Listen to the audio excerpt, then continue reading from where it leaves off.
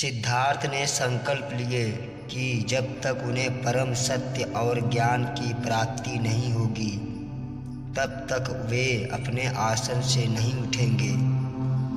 जब वे गहरे ध्यान में लीन थे तब मारा प्रकट हुआ। बौद्ध परंपरा में मारा को मोह, लोभ, भय और अज्ञान का प्रतीक माना जाता है। वह नहीं चाहता था कि सिद्धार्थ बुद्ध बने और संसार को सत्य का मार्ग दिखाए। मारा ने सबसे पहले सिद्धार्थ के मन में भय उत्पन्न करने का प्रयास किया। उसने भयंकर तूफान, वर्षा, बिजली और डरावने दृश्य उत्पन्न किए, लेकिन सिद्धार्थ अडिग रहे।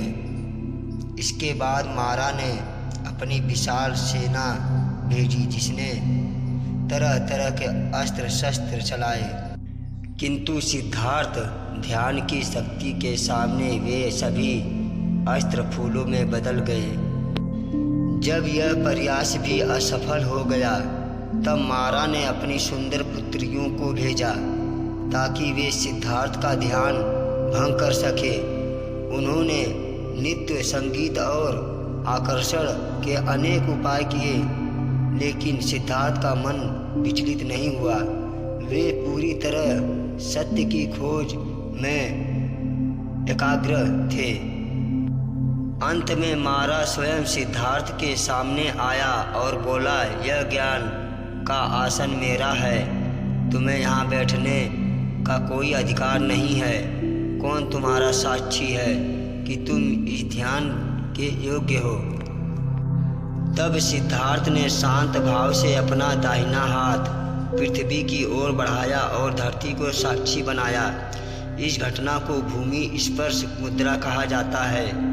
कहा जाता है कि पृथ्वी देवी ने गर्जना करके सिद्धार्थ के अनगिनत पुण्य कर्मों की गवाही दी।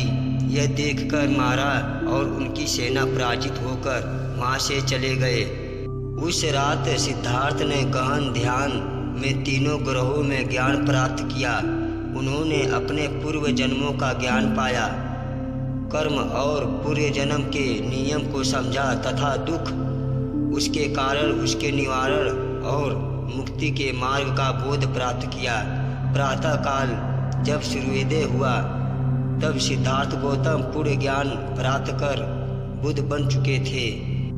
इसके बाद उन्होंने मानवता को शांति, करुणा, अहिंसा और मध्य मार्ग का संदेश दिया। उनकी शिक्षाएं आज भी करोड़ों लोगों को सत्य और सदाचार के मार्ग पर चलने की प्रेरणा देती है।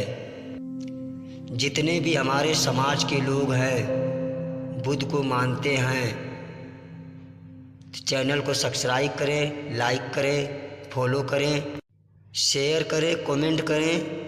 जय भीम, नमो बुद्धाय।